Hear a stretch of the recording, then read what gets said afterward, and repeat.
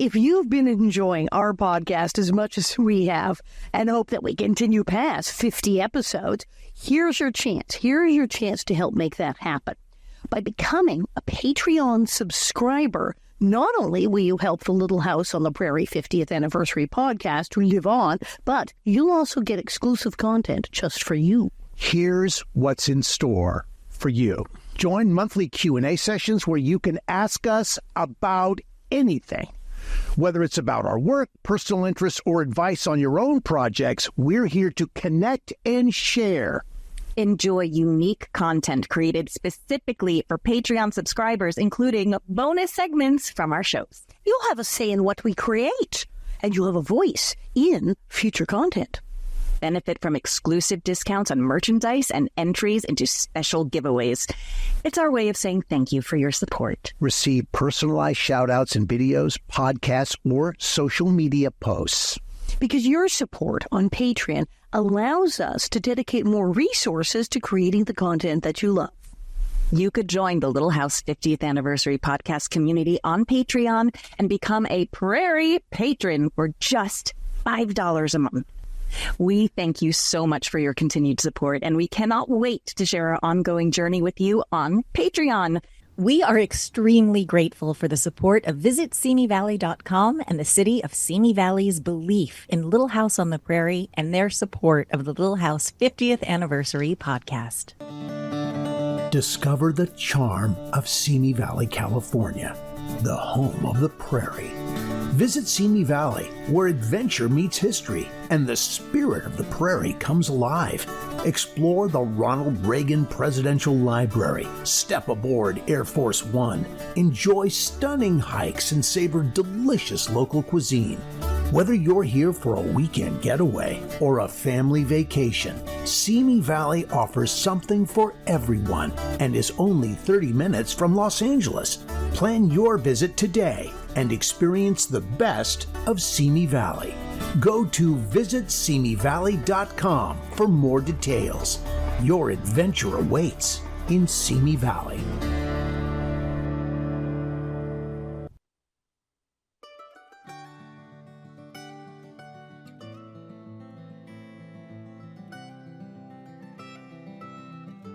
Hello, my wonderful bonnet heads. Welcome back. I'm Pamela Bob, creator of Living on a Prairie, and, your host for this podcast.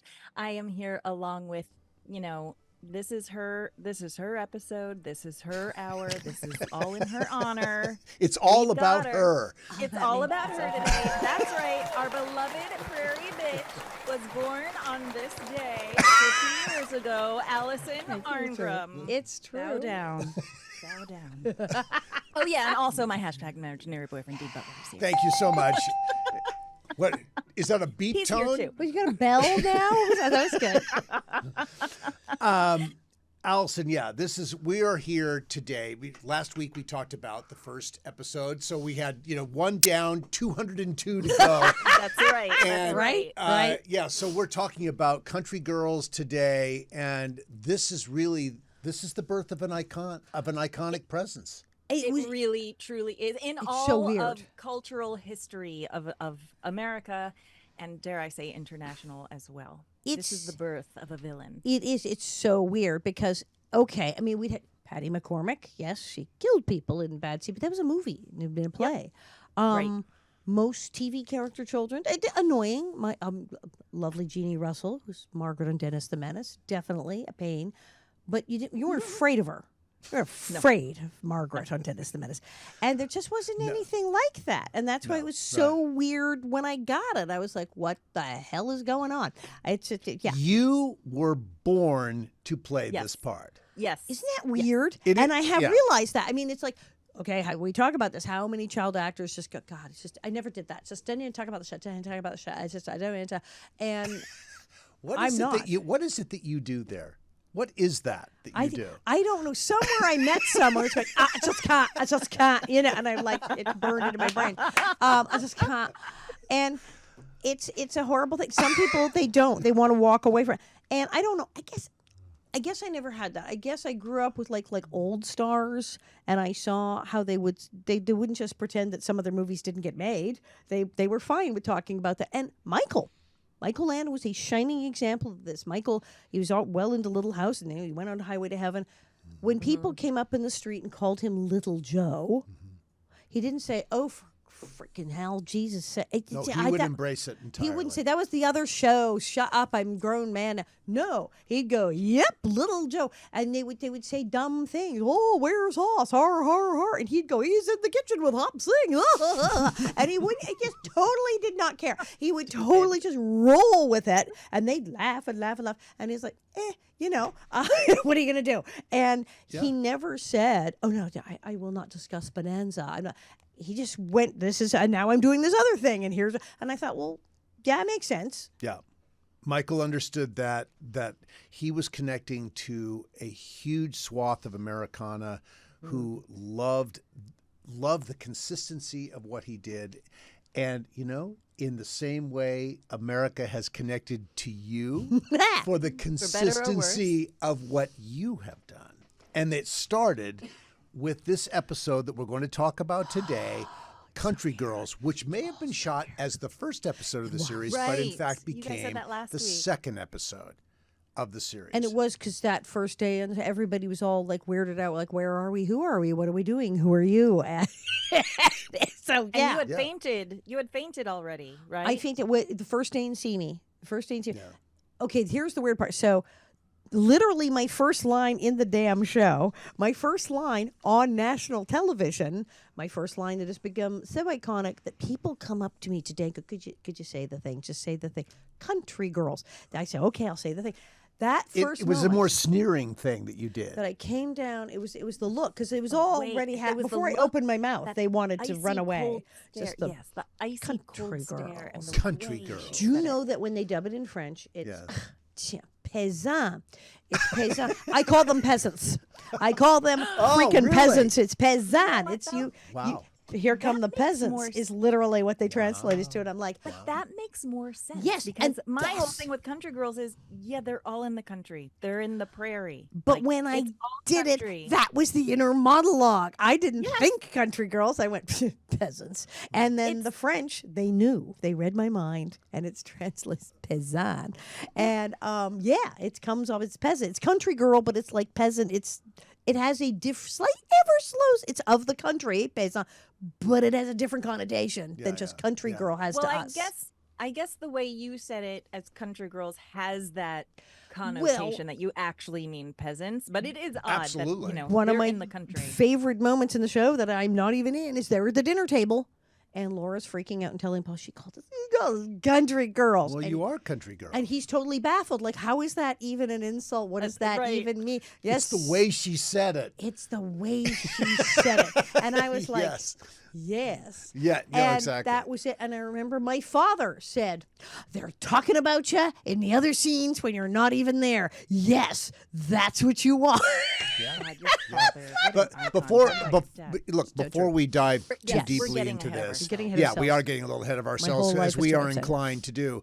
We just want to thank our Patreon friends, now exceeding over 250 plus of you who are joining. We invite you to join us on Patreon, and where we do fun things. And it is thank fun. you. Yeah, thank you for joining us on that. I love doing our Patreon spots. It's so much fun. And I think we also want to talk about the fact that Cozy TV will have its final airing of its wonderful special, Loving Little House, the 50th anniversary special, on September 25th at 12 noon.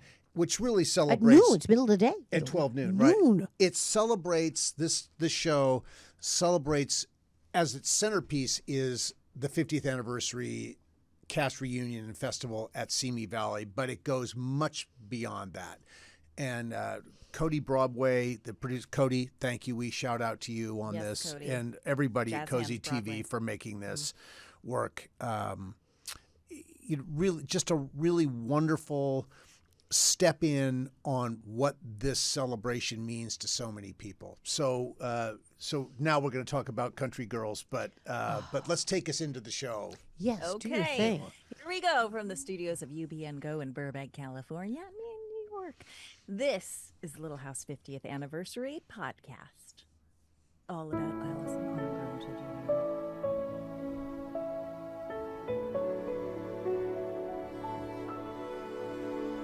Okay, let's get right to country good. Oh, okay. What do you two remember about where you were on September 18th, 1974? I have a feeling deep. Yeah. I'm a complete What? You would have been zippo. watching that. Yeah. You would have watching that. I absolutely love this episode now because I think as Harvest of Friends established something about community, Country Girls really established the antagonist presence in the program for Laura, which was very important to establish. And this one sitting here was dubbed, and I absolutely love the way they did it. And so I bow down to you because we all bow down to you. Yeah. Thank God I know you in person because I cannot wait at you as I did for many decades. Well, I had a friend who she grew up watching the show. We would sit on the couch and watch the reruns, and she would hit me with a sofa cushion, and she'd say, "How many people in America would love to be able to sit here?" And then when you said something terrible to someone, go, "Stop that!" Whack me with a sofa cushion. It was so weird. I mean, that episode it sets up everything. It sets up Laura's relationship with Miss Beadle. It sets up the whole relationship with how they are. And so it's just like everything happens. And it was so weird because, as I said, what roles for 12, 11-year-old girls are like that? Mm-hmm. And the weird thing was, it was totally from left field. Hadn't read the books. Didn't know anything about anything. What's a Nellie Oleson? Did not know that Nellie Oleson existed. Nothing. Had come in a year, whatever, before to read for Laura, to read for Mary, because everybody did. It was Charlotte O'Hara, Sure. We're all. I just cannot imagine him as Laura or Mary. It's just an absolute impossibility. And I knew this. I was like, not getting this. This is a job I am not getting. Yeah. And then they made the pilot. I went, good choice. They're good. That makes sense. Yeah. And then I just went on with my life. I forgot all about it. I had things to do. I was going to junior high, and there was algebra, and then it's like, you have an audition. I went to a lot of auditions. It's a good little itinerant child actor, and I go and they said Paramount again. They said Little House. We did that. Yes, I've been cast. What are you talking about? And I get there, and they give me this side. So my father and I were sitting on stairs. You're always on some stairs at these auditions, nowhere to sit. And I'm in, oh my God, I think I was in cut off shorts and a t-shirt or something from from school. And so it wasn't any preparation, going to wear a prairie dress. And so when Charlotte Stewart went, I went in jeans and tie-dye. I had no idea what the hell I was reading for. Same kind of thing. I'm like, what the hell's that? And I go, I'm not Nellie. I have no idea. And I just start reading these pages. I was like, what on earth is going on here? This is horrible. She's horrible. Who says that? I'm like, and it just gets worse every page. Yes. I don't think the Country Girls have a penny. What do you think, Willie? I'm like, it ain't on that peppermint stick. Don't even know what a blackboard is. That's where I kind of went into my New York accent on that line. I love that. When you watch that one, because I go, Country Girls don't even know what a blackboard is. I'm like, that's a little Barbara Streisand. Bugs Bunny from Brooklyn. What the hell was that? And so it's so odd. And I'm reading this going, what? And then, of course, the My Home thing, I'm like, well, that's the line. Nailed it. Nailed it. Does this. Yeah. And that's when I turned to my father and said, this is just not normal. What? Now, so you didn't read the blackboard stuff. It really was My Home is the Best Home in Walnut Grove. Yes. Well, what that was the reason. That wasn't. They made me read the whole damn thing. Oh no! I did the whole bloody episode. That's why I was like, how many pages? They're having me do the whole entire thing. It was pages and pages. It was the whole thing. And so I was like, okay, guys. And as I said before, it's not normal. He said, what do you mean? I said, this girl's a bitch. And my father starts laughing because there really is no other word to describe. No way. And my father laughed and went, wait, what are you talking about? And I said, no, really. And I started to read it for him. I read some of the lines. And as soon as I don't think he even got to My Home. And my father went, stop. Okay. You're going to read it exactly like that. You just read it. Don't read it again. Don't rehearse it. Don't look at it. Don't read it. He snatched me. He goes, put the pages face down. Don't look at them. Don't look at them. Just go in and do that. And I was like, uh-oh, I've struck some gold here or something's happened. Okay, magic is that, just don't even mess with it. So I went, oh, okay. And I go in and I'm like, I'm sorry. I mean, I was more like the lower man. I'm the shy kid. I'm like, oh my God, what have I got myself into? It's just so, I find that so hard to believe. So weird. The whole concept of you being shy is just not possible. Thank God for Nellie Oleson. So I go. For real. And there's the couch, and it's Michael, it's Kent. I think it was Ed Friendly, but it was definitely I'm sure it was Ed Friendly. And I'm like, these three guys, I'm like, oh, here we go. Because I'd need a million auditions. Usually some lady casting director gets maybe get a guy. And I'm like, this is producers, and that's that guy from Bonanza. And this is like, oh, wow. All right, then. I'm reading for producer. Yeah. They're like, they were very nice. They said, go right ahead. And I start doing the I don't think the country rules have a penny. And they start snort, giggle. And I start going through all this stuff. And then my home, it's the best home in all of Walnut Grove. And I remember that we really... You read it with a smile now. There was no smile when you read it on camera. We have real lace curtains on all the windows. 6 genuine oil paintings. I love that, so specific. We have 6 genuine oil paintings. And it goes on and on. I absolutely I did read that part from my father because I remember the one, my father, Olson's Mercantile. I love that I identify my father by the business. My father, Olson's Mercantile, not like my father, Mr. Olson. My father, Olson's Mercantile, says it's not nice. And at the time, I noticed that. Why is she saying her father and introducing him as a corporation? That's really weird. This girl is not normal. And that's who mommy is. That's who Olson's Mercantile. Get the plug in, kid. And not polite to say how much things cost, but it costs dear, let me tell you. Now, here's the thing. My grandmother said, because my family's Canadian, and my grandmother, was very old. She died when I was 8, but she said things, it was very dear. So these kind of old expressions, I had heard them, that expensive was dear. I heard people talk like that. And so I was like, oh my God, she actually says, like, it costs dear, let me tell you. So I thought this was dreadfully funny. And then that thing she does that is so dumb and so genius, it's just the writing was incredible. She says, and I crack myself up when I even think of it, we have 3 sets of dishes. One for every day, one for Sunday, and one for when someone very special and important comes to visit, which we have never even used yet. And yeah, it's great. Utter pride. And I'm reading this and going, oh my God, she really said that. She just said that it's for special and they've never used it. Yeah, they live in Walnut Grove, population 200. Nobody's coming. They don't know. 200. Isn't that? 200. That would be Boomtown. It was 600 now.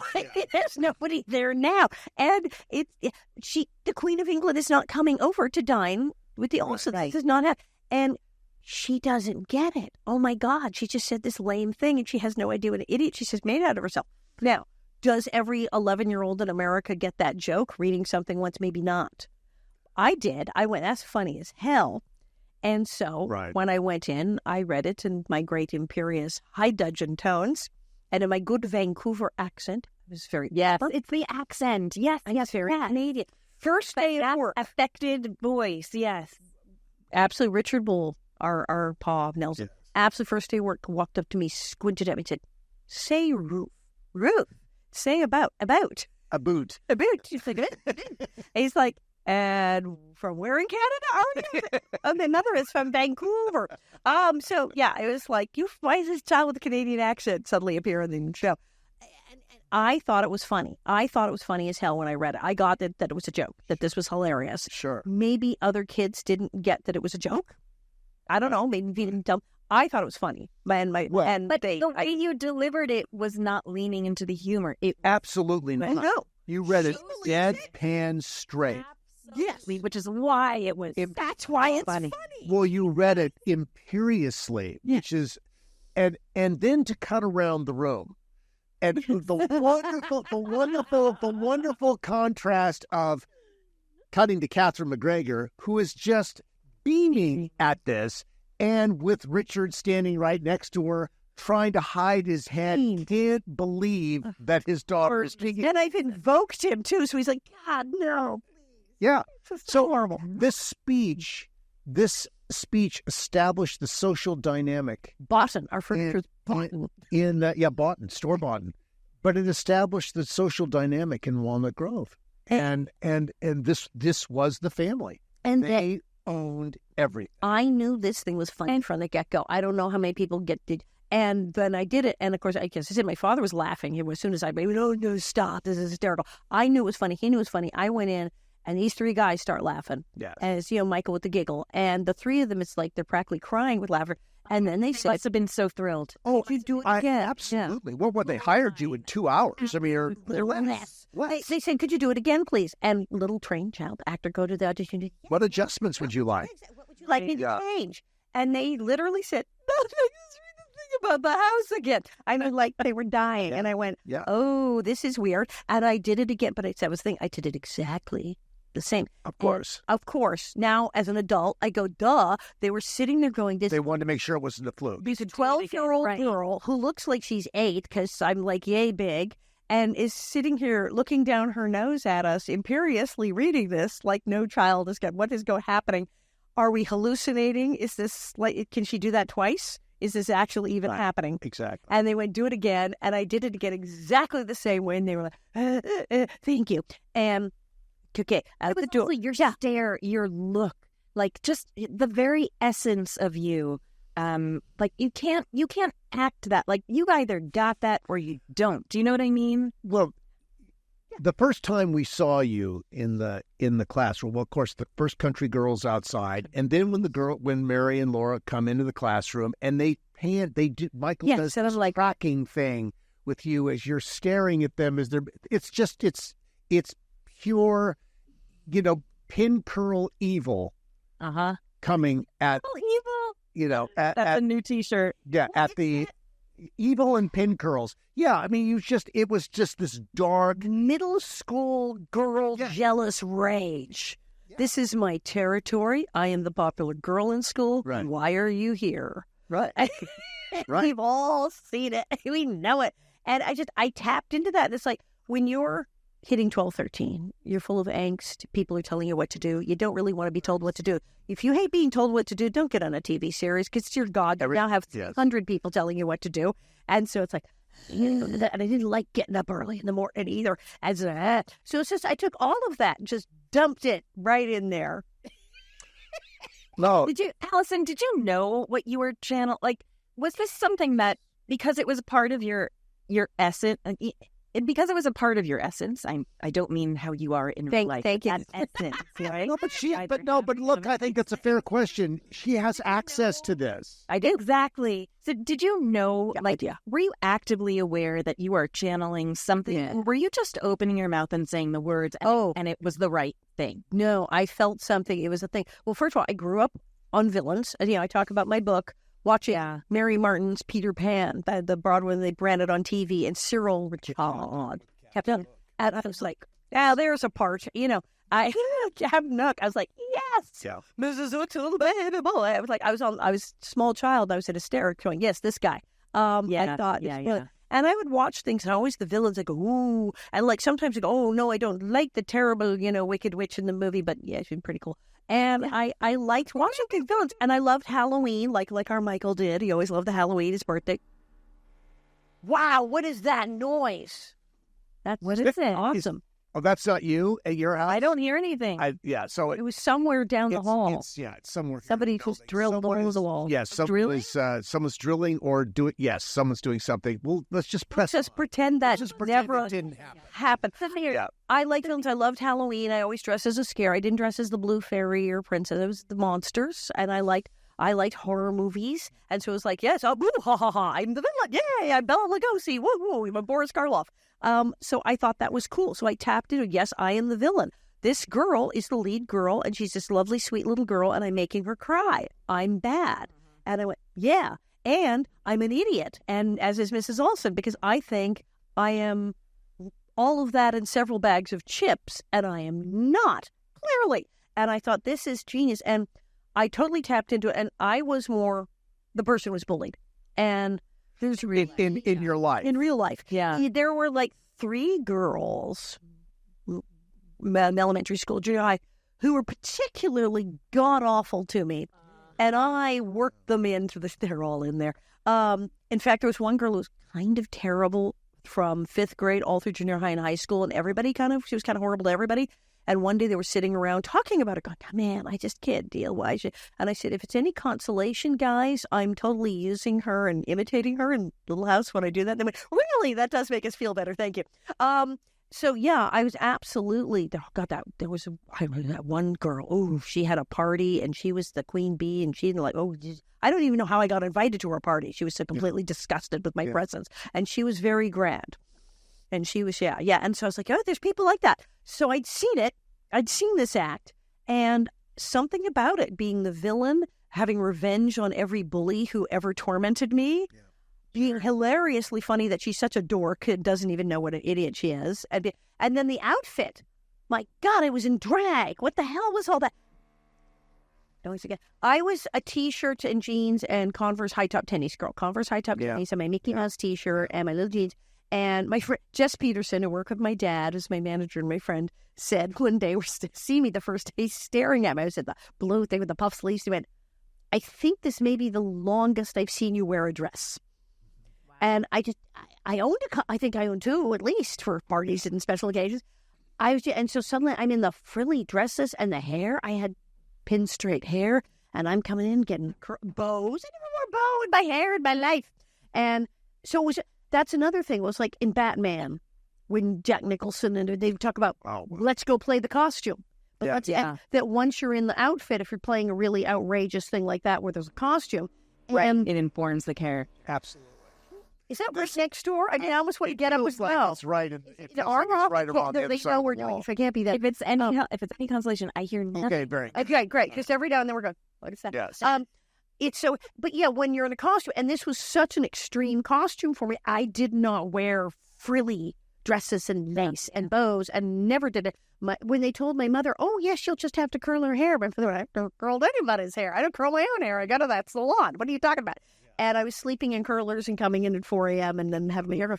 And this was not something we did. I mean, my mother didn't even braid my hair. I got somebody at camp taught me how to do that. It was like we didn't do that. And this was bonkers. So for me, it almost really was drag. It was so extreme when I was in that dress and that hair. It's like, and now I am her. So it was easy to kind of go into the zone and go, well, I guess I'm this now. And then it was so weird because Melissa and I, day one we met, and I talked about the book. She's still. Well, I think this is really an important point, is that one of the things that made this so much fun for the two of you to do is that there was a genuinely a good vibe between the two of you. How long did that take? 3.5 seconds. 3.5 seconds. So tell us about and I know we've talked about this before. This is the moment. So we met. We showed up, and I mean, I talk about in the book, and I said she was so small, she looked like, and the buck teeth. I said she looked like I could fit her in my purse, and she could chew her way out if she had to. She was a little thing of that. And she was so cute, just that cute. But she was only 2 years younger than me. But she's like, the little doll person. That's so smart. And she was like in charge. It was, and this is put him in a prison movie because she came up and said, "Listen, here's what's going on," and so's doing. And she's like laying out who's in charge, and I'm like, who are you? And my Auntie Marion's going, what have we gotten ourselves into? Who is this child? And it was all very strange. And I was like, well, clearly.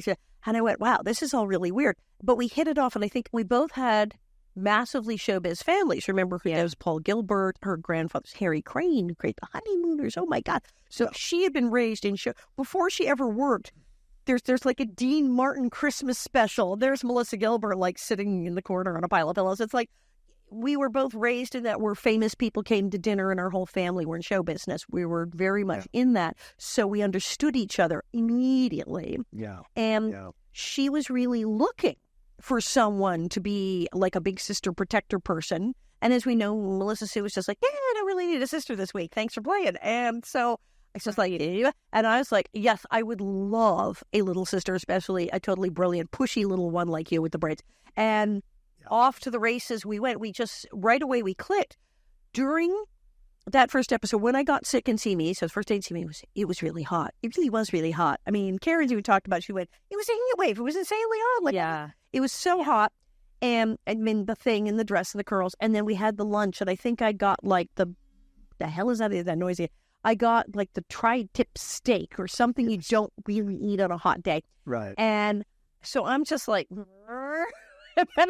and I remember the sky turned green and the ground turned blue. And I went, that's probably bad. That means something bad's going to happen. And I realized, I was like, oh my God, so this is terrible. I'm going out. And I was so weird, and I was so concerned about doing the right thing. I staggered up to the AD. I think it was Reed Rummage, and said, "Pardon me, I think I'm going to faint," and then blacked out. Ugh. And I was so blacked out that they put a salt tab under my tongue and cracked an ammonia capsule under my nose, which I do not recommend. Don't recommend. No stars. Do not want. Bad. But Melissa paced outside the dressing room.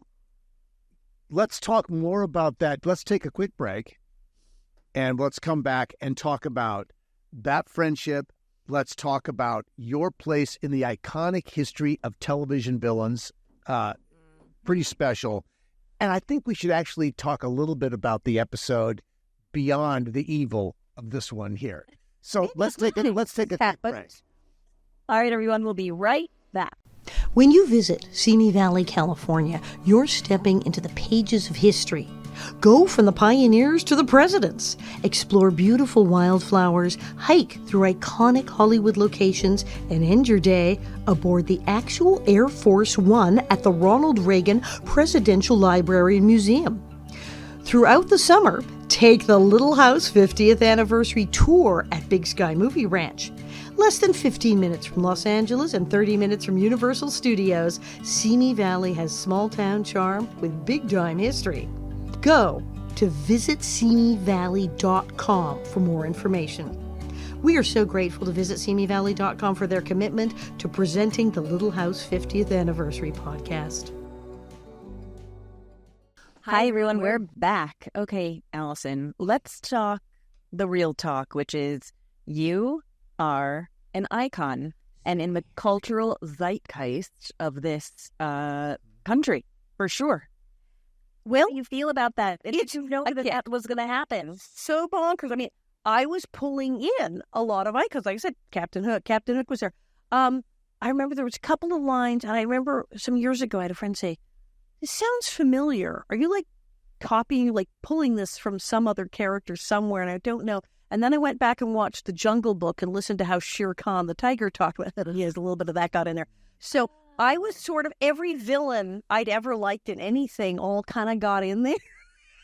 Like, so it all sort of came out. So I was pulling from classics, they were all in my head and going, that's that.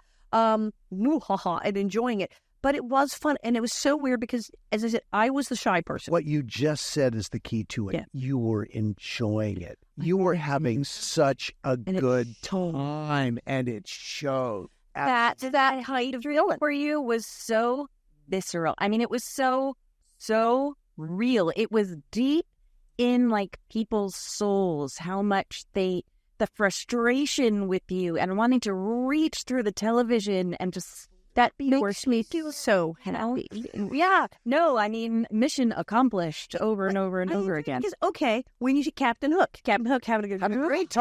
Had a great time. There are the great villains who are like, well, I want you to die, Mr. Bond. You know? Exactly. Stuff. Well, exactly. I mean, really thought it. Hopkins was so convincing as Hannibal Lecter is because he enjoyed the kill. We stand. It was just playing Sir Anthony. It was the enjoyment, the utter satisfaction of that. We bow. Sir Anthony Hopkins. We bow to Hannibal Lecter. I've watched that movie like a million times. Guy, this is like, yes, that's the ticket. But it's the same. It's the same thing as that energy. You enjoy the kill. It's not the kill. It's the enjoyment. And that's why Hannibal Lecter worked, because it could have. If he was just like, I like eating people, it wouldn't have the same. That flips me out a little bit to think that we're comparing you to Hannibal Lecter. I can dream. But dream. Yeah, no, you can dream. But I think it is the fun. We could see, the audience could always see the fun you were having being this prairie bitch. That made for more annoying because I know I did things. You don't want to. You say, we don't want to do line readings, but then sometimes you do, and it depends. Right. And I would go through it. And I mean, line reading, intention, whatever you want to call it. I would go through the script and I would go, wow, that's pretty annoying. I'd read it and go, that's terrible. She's ghastly. And then I go, all right, how am I going to do this? Let me see. and I would try to see what sounds more annoying. And so I'd go through and go, I don't think the country girls have a penny. What do you think? I mean, that's pretty bad. And then, I don't think the country girls have a penny. What do you think? And they're in a knife twisting. And I would try several different ways of twisting the knife so it sounded worse. And when I got to the one where it went, ugh, and it was like fingernails on a blackboard, and I wanted to hit me in the face. That's the one. And that's the one there. And yeah, and so I really worked at making her that terrible. It was a conscious effort every day. And it was just crazy. But literally the next day at school, which I've talked about endlessly, it's in my act, that a girl called me a bitch immediately. People immediately reacted within days. People were like, God, what the hell is that all about? I mean, they were just like, what is wrong? And you're an absolute hero. And we couldn't go to things. At that event Catherine and I went to, the first event we went to, nobody wanted our autograph. Catherine, little children were crying when they saw her. I got beat up. It was insane. So we're like, what do we even do? It was so strange. And then the people started to come forward going, yes, we like this. Yes, right, exactly. And that took a while, but when people got into it, they figured out they figured out the joke. They got the joke, and suddenly they could enjoy it, and you could enjoy it. And look at you. 50 years later, Pamela, you don't go, you haven't been to events with us other than Simi Valley where you've seen how crazy this can get. The lines that people that come for Alison to have her snarl at them and say something obnoxious, people absolutely love it. They're like, could you please sneer at me? Yeah. The face, they want the thing, they want me to say country girls. I'm like, sure, anyway. Alison, I would think it would be very easy to feel burdened by that and sort of bound by that, but you've been able to embrace it and sort of expand upon that. I think the reason why your lines are always so long is because you've really done that very thing. No question. Embrace the crowds, you embrace the part, you've embraced all of it, and you extend yourself to your fan base. Acceptance. You've bought into it as well as everyone else. Acceptance is a wonderful thing. I mean, yes, there's early 20s, because I was like, people go into show business to be loved. And there I was in my early 20s. I want to be pretty and beautiful and people love me. No. Okay. So that initially was, oh, well, darn. But, beauty is fleeting, villainy is forever. I don't know. But, oh, my God. Yes, hello. There's another T-shirt. That's another T-shirt. I think, write that down. Beauty's fleeting, villainy is forever. And Christine, I know you're this. Write that down. It's that I said, it's like I... Possibility is forever. It's like I told them, yes, I know how you feel. I know how you feel about this, that you want to smack me in the face, and I get it, and it's hilarious, and I meant to do that, and I get it that we get... Yes, I totally get it. Like, you should want to smack me. It's fine. We have all had a Nellie in our life. That's it. Everyone has a Nellie. Well, it's because it just taps into that thing that we've all experienced, and it's so difficult to watch on screen, even though we love every second of it. As kooky and comedic villain as it was, I think I like to think I had enough of an element of realism that people recognized immediately their tormentors from junior high as soon as I started my mouth. Of course. And I think it had, okay, what is every actor's dream in theater? That they always say, I don't want them to see the actor. I want them to see the character. I don't want to see just the character. I want them to suspend disbelief and think that the scene that I am playing is real. Well, oops-a-daisy, I appear to have done that. Now what? People thought it was freaking real, and people still come up to me, how could you do it? You're horrible. I hate you. I'm afraid of you.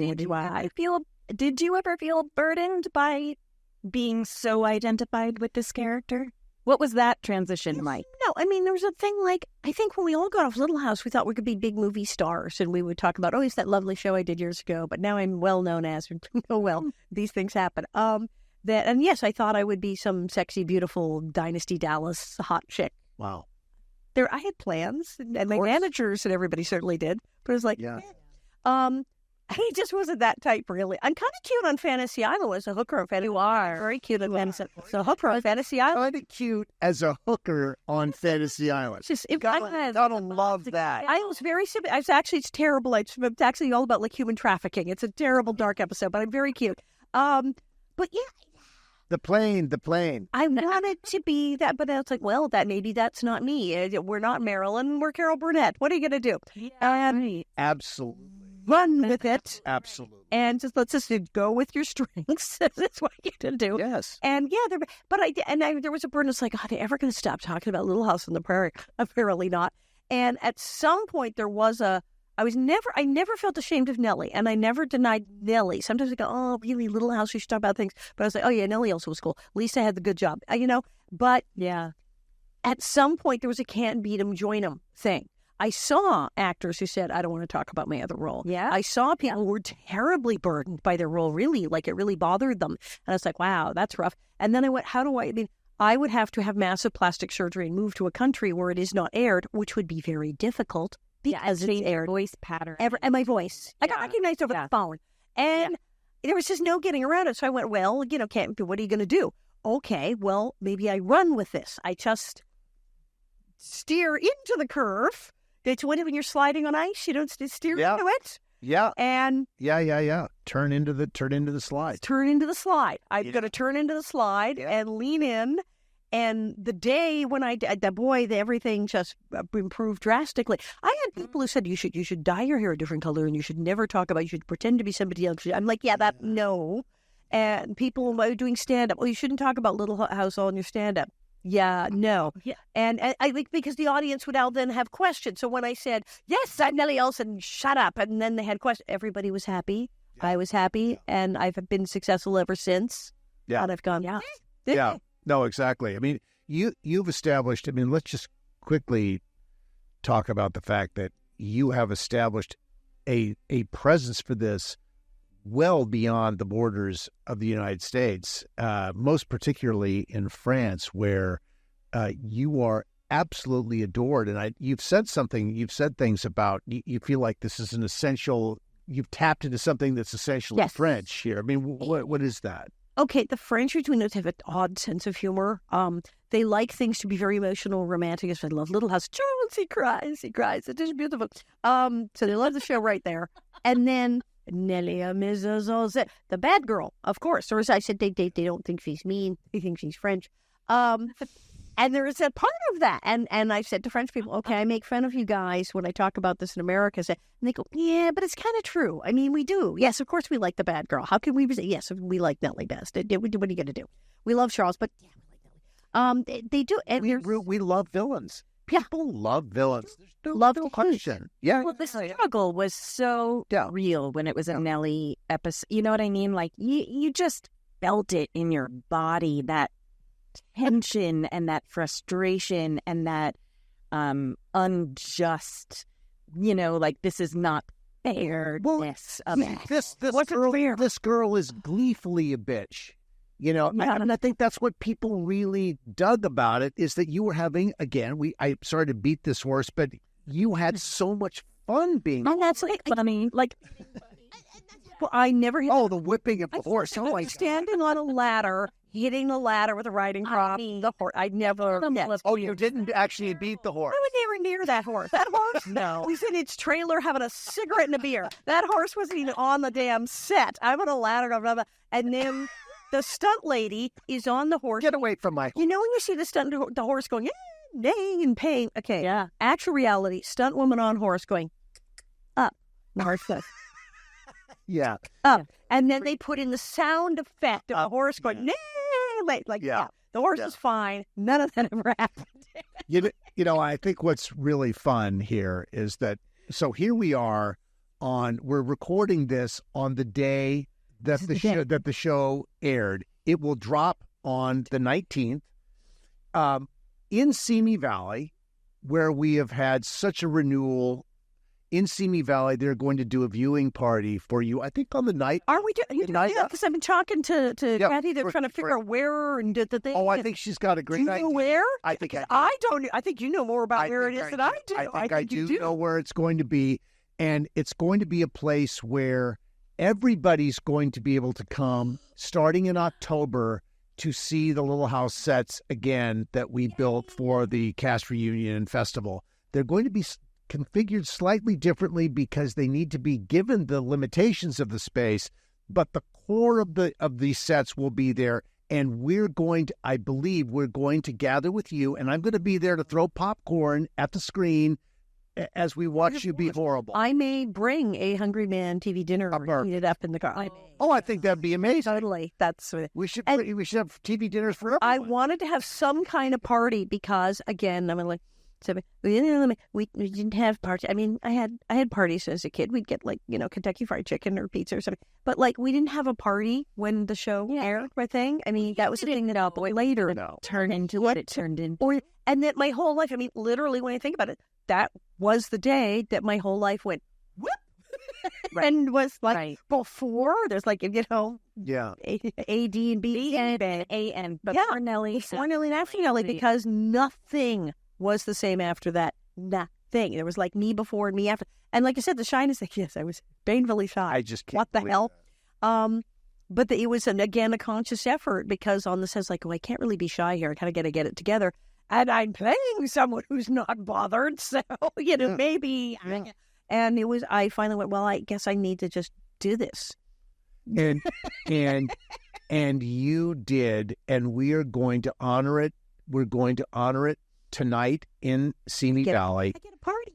Yeah, and we're going to do a party. I think you should bring a Hungry Man. Can you get a Hungry Man TV dinner? Yes, you can. No turkey to great. They're terrible. You had the turkey? I was always partial to the fried chicken. But nobody liked the Salisbury steak. Did anybody like the Salisbury steak? Nobody. We had, when my parents went out on Friday nights, there were always the TV dinners, the tin. I mean, it is just what it was. Yes, I had Salisbury steak, fried chicken, turkey with the little mashed potato, the peas, and cranberry, a little pastry, and the cranberry sauce was nuclear lava hot. Sure, yeah, sure, exactly. My mother was very health conscious, so we were not allowed to have them in the house. But I'd go to my friend's house and I'd be like, I'm taking the fried chicken, and it was the best. That's how I didn't find out for years that Melissa Gilbert as a child was apparently not allowed to have sugar. She forgot to tell me that. Really? And came to my house regularly, and we ate all the crap we could get our hands on, and all the Screaming Yellow Zonkers and Cracker Jack and candy and cake. And years later, my mother didn't let me have sugar, artificial coloring. I went, really? And that seems to have not come up in conversation for years while we were hanging out. Interesting. I mean, well, the two of you, just when we have those wonderful opportunities to see the two of you together after absences, you communicate regularly, but it's just it's instant. You're back together again, and the relationship is right there, and it's lovely to see that you were able to create so much wonderful conflict together and have such a good time doing it. When the first episode, she'd just known me. We're in Simi. We'd known each other a couple of days. I'm in the trailer. They're trying to, get me back together, get some food in me and see if I can stand upright for more than 2 seconds after my fainting. And I got to go back to work because we're going to do the Rather Rosie Uncle John scene. Yes, and that. Melissa paced outside my dressing room, like in the cartoons with the expected father outside. She's pacing. The little girl, what are you doing? And my Auntie Mary's like, what are you doing? She's got to get better. I have to beat her up later. And she was like, we got to do the scene. She was really worried. She's 10. And she was really genuinely worried about me. And it was so we right away, there was this weird connection. Yeah. And we read each other's minds. All is well now. They didn't like each other, and oh my God, from all of those, somebody could have gotten hurt. That's what Melissa said. Nobody was going to get hurt. They started letting us do our own stunts. I go, those two, they're not going to really hit each other. Let them go. Exactly. See, that's the beauty of it. That's the kismet of it that you couldn't have predicted. You couldn't have. I mean, it could have gone very differently. The fact that you two did like each other, that you trusted each other, that you got each other so totally is what allowed all of this to play. This is sort of the wonderful genius or good luck of casting that can work, and it worked beautifully with the two of you. People still play Ring Around the Rosie, but whatever happened to the game of Uncle John? What else, Uncle John? It's an old game, but have you ever heard anyone in our lifetime say, I'm going to go play Uncle John now? If Melissa wants to play Uncle John, we play Uncle John. Yeah, I'm sure there's a listener out there who knows historical reference, who knows what Uncle John is. It's a really old game. Yes, please tell us what I just want to know when people stopped playing it, because apparently it was a big hit at one time. It didn't last. Yeah, it didn't last. Take us out. everybody, we loved seeing you and thank you for joining us. This is our show today. Alison, we truly love you. Thank you so much for everything. We do love you, Alison. You monster, you. We love you. Monster. Bitch. You bitch. I hate saying she's a bitch because she's so not a bitch, but then I'll watch an episode and I'm like, oh, yes, she is. Yes. Yeah. Anyway, join us next time. Visit us on our socials, Little House 50 Podcast, littlehouse50podcast.com. What else? Are there? Oh, well, the tours. The tours. So, yes. Yeah, so we're doing tours. Actually, this will air. There are future tours. There are going to be tours in October, November, December, and of course, there is the pop-up coming at a location that will be announced. If you want to know more about that, go to www.simivalleychamber.org and look at 50th anniversary. The Chamber of Commerce in Simi Valley will be posting all the information about what's coming. I think it's really going to be fun. Christmas particularly for the holidays. Christmas party. We'll have all of this info in our show notes as well as all upcoming dates with the cast that are coming up. And that's it for this week. Thank you so much. I think, Bob, go get the wig. Yeah, am I right? Yep. I'm right. Let's fly, everyone. Yay, Nellie!